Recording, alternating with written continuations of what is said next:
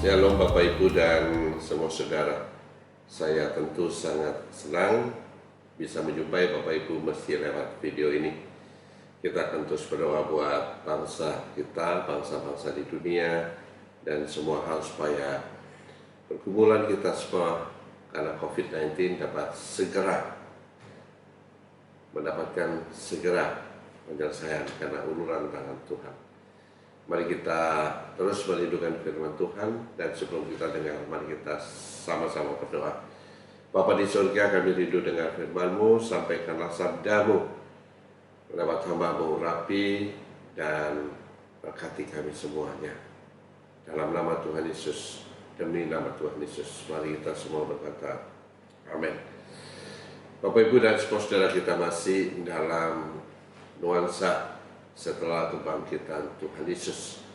Pada minggu kemarin yang kita rayakan dalam sebuah ibadah kebangkitan Tuhan Yesus, meskipun melalui video dan di rumah kita masing-masing.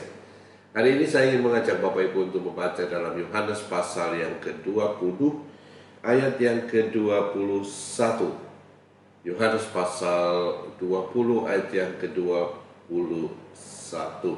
Atau saya baca dari ayat yang ke-19 dan nanti sampai di ayat yang ke-23. Demikianlah firman Tuhan. Ketika hari sudah malam, pada hari pertama minggu itu berkumpullah murid-murid Yesus di suatu tempat dengan pintu-pintu yang terkunci, karena mereka takut kepada orang-orang Yahudi.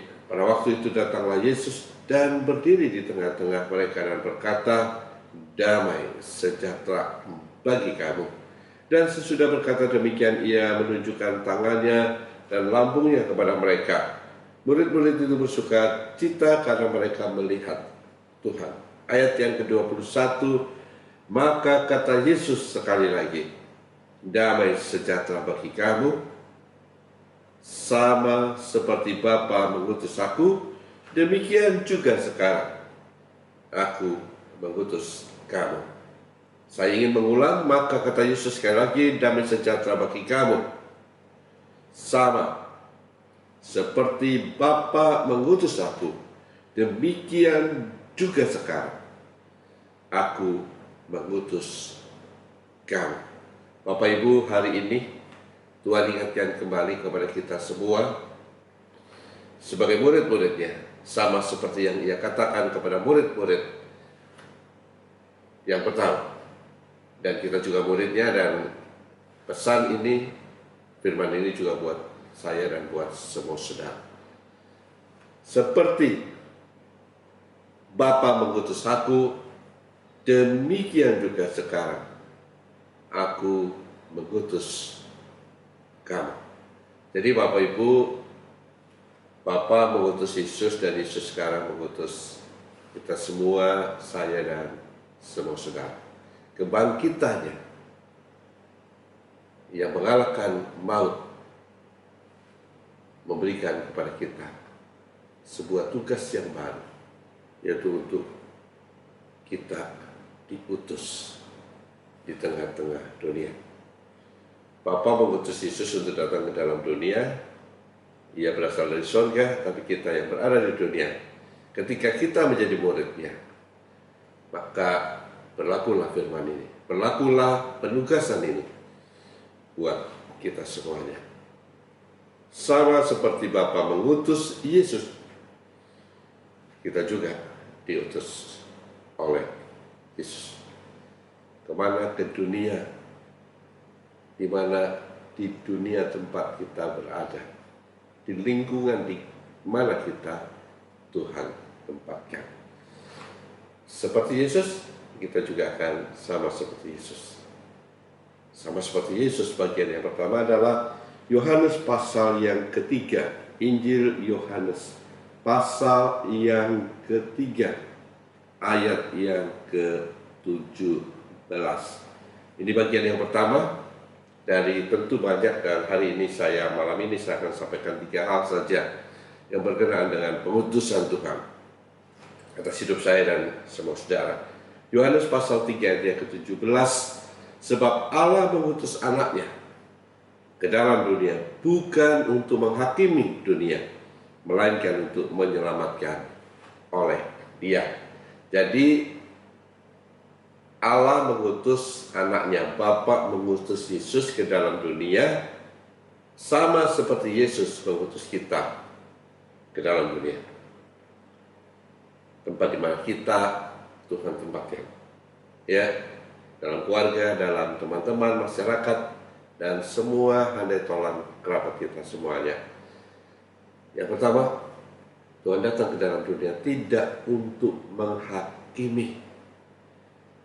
Ia datang ke dalam dunia untuk menyelamatkan manusia yang berdosa dari ancaman kematian oleh karena dosa. Kita ingat satu waktu sejumlah orang yang mengaku dirinya imam, ia datang sambil membawa seorang perempuan, dan perempuan ini dorong di dekat Yesus sambil berkata, perempuan ini kedapatan berzina, tertangkap basah. Hukuman apa yang harus diberlakukan? Menurut hukum Taurat, dia harus dirajam batu sampai mati. Kemudian Yesus berkata, siapa di antara engkau yang tidak berbuat dosa, ialah yang pertama kali mengambil batu dan melempari perempuan ini dan merajamnya sehingga ia mati. Satu persatu di antara orang yang beramai-ramai membawa seorang perempuan dan diperhadapkan kepada Yesus meninggalkan perempuan itu. Kemudian Yesus melihat dan berkata, di mana mereka? Dan kalimat yang Tuhan Yesus sampaikan adalah, aku pun tidak menghukum engkau. Bapak Ibu, Bapa mengutus Yesus dan Yesus mengutus kita. Bapa mengutus Yesus tidak untuk menghakimi, tetapi untuk menyelamatkan. Kita juga diutus Yesus tidak untuk menghakimi, menjustifikasi siapapun juga. Kalau Yesus saja tidak menghakimi, sebagai pengikut yang pernah saya sampaikan, tugas kita juga adalah tidak menghakimi, tapi kita membawa mereka, membawa orang-orang di sekitar kita, supaya ia diselamatkan oleh karena Kristus Yesus. Ingat baik-baik, Bapak Ibu dan saudara, kita diutus oleh Yesus. Kita diutus oleh Yesus di tengah-tengah kehidupan kita. Tidak untuk menghakimi. Tugas kita adalah menyelamatkannya, bukan untuk menghakimi. Catat baik-baik dan mari kita lakukan. Tuhan Yesus mengutus kita tidak untuk menghakimi siapapun, sebab kita tidak pernah diangkat oleh Tuhan menjadi hakim atas siapapun yang ada di sekitar kita. Dia mengangkat kita untuk kita menyelamatkan orang-orang yang ada dalam kehidupan kita. Itu bagian yang pertama. Kita diutus tidak untuk menghakimi, tapi untuk menyelamatkan orang yang berada dalam lingkup kehidupan kita masing-masing. Bagian yang kedua yang Tuhan kerjakan ketika ia diutus oleh Bapa, dan itu juga harus menjadi bagian yang kita kerjakan ketika Yesus mengutus kita di tengah-tengah kehidupan kita masing-masing. Dalam Injil Matius pasal yang ke-18 ayat yang ke-23. Sebab hal kerajaan surga seumpama seorang raja yang hendak mengadakan perhitungan dengan hamba-hambanya. Setelah ia mulai mengadakan perhitungan itu, dihadapkan kepadanya seorang yang berhutang 10.000 talenta. 10.000 talenta. Tetapi karena orang itu tidak mampu melunaskan hutangnya, raja itu memerintahkan supaya ia dijual beserta anak istrinya dan segala miliknya untuk membayar hutangnya. Ayat yang ke-26, maka sujudlah hamba itu menyembah dia, katanya, sabarlah dahulu, segala hutangku akan kulunaskan.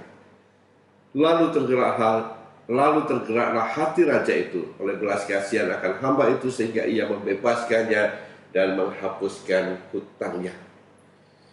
Kisah ini disampaikan oleh Tuhan Yesus untuk menjelaskan kepada murid-muridnya ketika bertanya tentang berapa kali harus mengampuni saudaranya.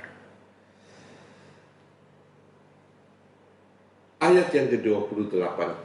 Tetapi ketika hamba itu keluar, ia bertemu dengan seorang hamba lain yang berhutang 100 dinar kepadanya. 10.000 dia berhutang kepada raja, dan hamba yang lain, teman atau sahabat atau kerabatnya, berhutang kepadanya 100 dinar saja. Ia menangkap dan mencekik kawannya itu, katanya, bayarlah hutang. Maka sujudlah kawannya itu dan memohon kepadanya, sabarlah dahulu, hutangku itu akan kulunaskan. Tetapi ia menolak dan menyerahkan kawannya itu ke dalam penjara sampai dilunaskan hutangnya. Melihat itu kawan-kawannya yang lain sangat sedih, lalu menyampaikan segala yang terjadi kepada tuan mereka. Raja itu menyuruh memanggil orang itu dan berkata kepadanya, hai hamba yang jahat, seluruh hutangmu 10.000 talenta telah kuhapuskan karena engkau memohonkannya kepadaku. Bukankah engkau harusnya mengasihani kawanmu seperti aku telah mengasihani engkau? Maka marahlah tuannya itu dan menyerahkannya kepada algojo sampai ia melunaskan seluruh hutangnya. Maka Bapakku yang di surga akan berbuat demikian juga terhadap kamu, apabila kamu masing-masing tidak mengampuni saudaramu dengan segenap hatimu. Bagian yang kedua yang Tuhan lakukan ketika ia diutus oleh Bapa ke dalam dunia adalah mengampuni. Jadi tugas kita sebagai utusan Yesus sama seperti dia mengampuni, tugas kita juga adalah mengampuni. Bapak Ibu, doa Bapa kami dalam Matius pasal 6 dari ayat 9 dan seterusnya di ayat yang ke-12 mengatakan, dan ampunilah kami akan kesalahan kami, sama seperti kami juga mengampuni orang yang bersalah kepada kami. Jadi bagian yang kedua yang Tuhan kerjakan ketika ia diutus oleh Bapa ke dalam dunia, tugas kita yang diutus Tuhan dalam lingkup kehidupan kita masing-masing adalah sama, mengampuni. Ya, kalau Tuhan saja sudah mengampuni kita, maka tugas kita adalah mengampuni. Tuhan Yesus mengampuni. Dia mengampuni dosa umat manusia dengan cara ia mengorbankan dirinya ganti mereka semuanya. Bagian yang pertama tadi adalah kita tidak boleh menghakimi, sebab dia tidak mengutus kita untuk menjadi hakim, tapi Yesus mengutus saya, mengutus Bapak Ibu untuk menyelamatkan mereka. Bagian yang kedua adalah Yesus datang ke dunia atas utusan Bapa untuk mengampuni umat manusia. Maka tugas kita juga adalah mewartakan pengampunan, menyerukan pengampunan kepada orang-orang yang ada di sekitar kita. Dan tentu kita akan menjadi pelopor dalam memberikan pengampunan. Doa Bapa kami, ingat baik-baik, dan ampunilah kesalahan kami seperti kami sudah mengampuni orang yang bersalah kepada kami. Bagian yang ketiga. Tadi yang pertama, kita diutus oleh Yesus di tengah-tengah kehidupan kita, tidak untuk menghakimi, tapi kita ditugaskan untuk menyelamatkan. Bagian yang kedua, Tuhan Yesus mengutus kita di tengah-tengah kehidupan kita, kaum kerabat, sanak, saudara, teman, dan sahabat kita. Yang kedua adalah untuk mengampuni. Ya, untuk mengampuni. Berapa kali Tuhan Yesus berkata? 7 kali 77 kali. Ya. Artinya banyak gitu, ya, banyak. Dan bagian yang ketiga, Yohanes pasal 5 ayat yang kelima, demikianlah firman Tuhan. Di situ ada seorang yang sudah 38 tahun lamanya sakit. Ketika Yesus melihat orang itu berbaring di situ, dan karena ia tahu bahwa ia telah lama dalam keadaan itu, berkatalah ia kepadanya, maukah engkau sembuh? Jawab orang sakit itu kepadanya, Tuhan, tidak ada orang yang menurunkan aku ke dalam kolam itu apabila airnya mulai goncang, dan sementara aku menuju ke kolam itu, orang lain sudah turun mendahului aku. Kata Yesus kepadanya, bangunlah, angkatlah tilammu, dan berjalanlah. Pada saat itu juga semula orang itu, lalu ia mengangkat tilamnya berjalan. Tetapi hari itu adalah hari Sabat. Ayat yang ke-15, Yohanes pasal yang kelima, orang itu keluar lalu menceritakan kepada orang-orang Yahudi bahwa Yesuslah yang telah menyembuhkan dia. Yang ketiga adalah Tuhan Yesus diutus oleh Bapa ke dalam dunia untuk menyembuhkan, tidak untuk melukai, ya, tidak untuk mencederai. Ia datang untuk menyembuhkan. Tuhan Yesus diutus oleh Bapa datang ke dalam dunia untuk menyembuhkan. Yesus kemudian mengutus saya, mengutus Bapak Ibu di tengah-tengah dunia kehidupan kita juga, tidak untuk mencederai, tidak untuk melukai, tidak untuk menyakiti, tapi untuk menyembuhkan. Menyembuhkan itu bisa benar-benar berarti secara fisik, tapi juga menyembuhkan dalam arti kata non fisik, menghibur, membangun, menguatkan, dan bukan menuntukkan. Menyembuhkan bukan untuk melukai. Luka secara fisik itu memang sakit, tapi ada luka yang jauh lebih sakit, yaitu luka yang ada dalam batin hidup kita manusia. Jadi tugas kita adalah menyembuhkan.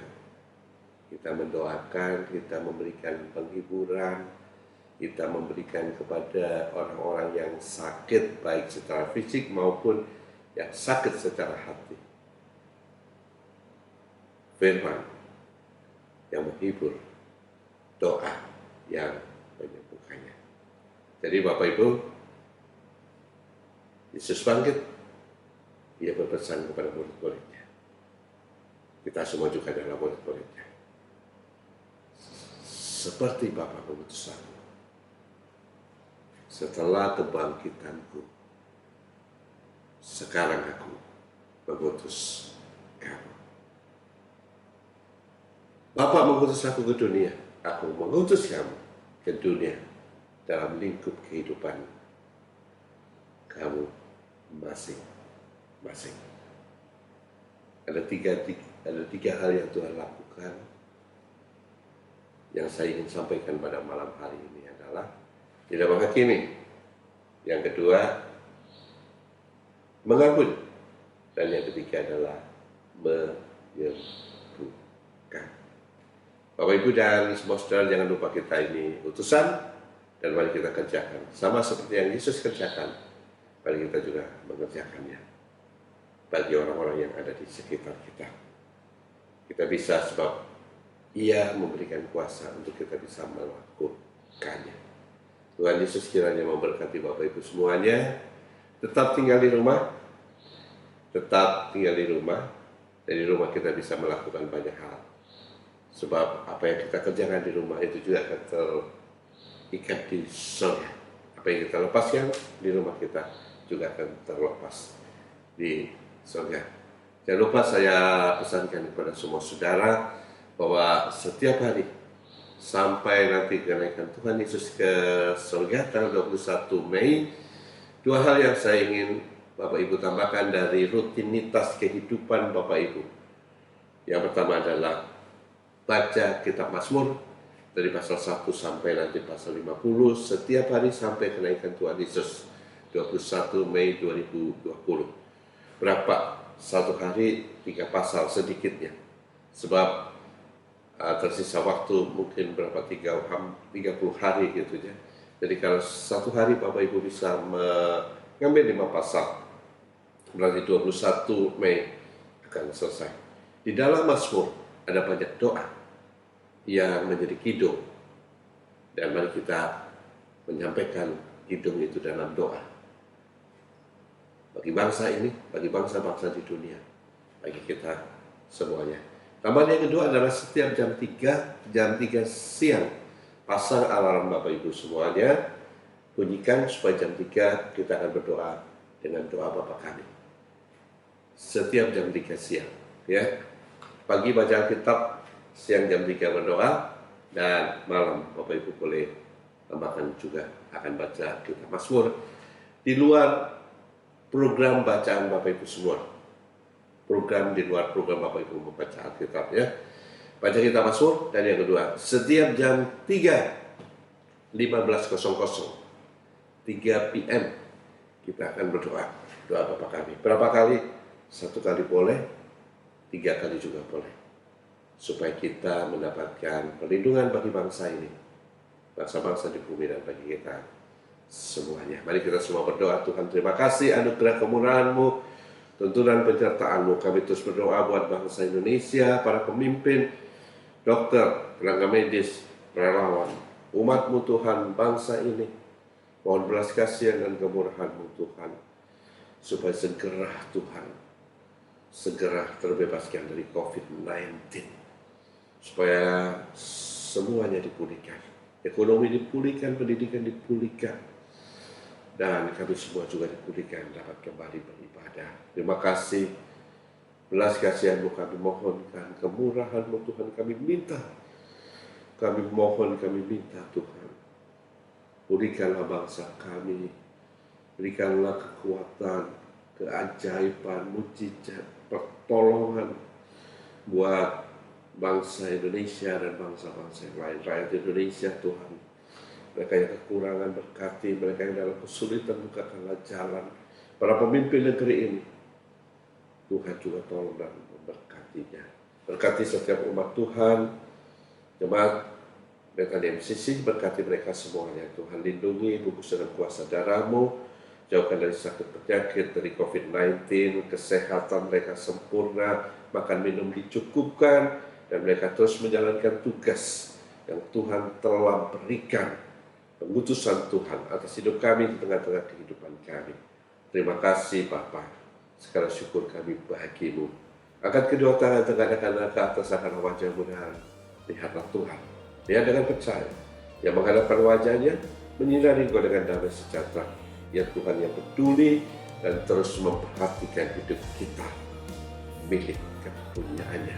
Jangan takut, jangan khawatir, dan terus berharap dan percaya kepada Dia. Terima dengan percaya berkat kasih dari Allah Bapa, anugerah Kristus Yesus, tuntunan kekuatan, penghiburan kuasa Roh Kudus, Menjadi bagian dalam sepanjang hidup kita malam ini sampai Maranatha, sampai kekal selamanya demi nama Tuhan Yesus. Semua percaya terima berkat ini bagi seluruh keluarganya bersama kita berkata, amin.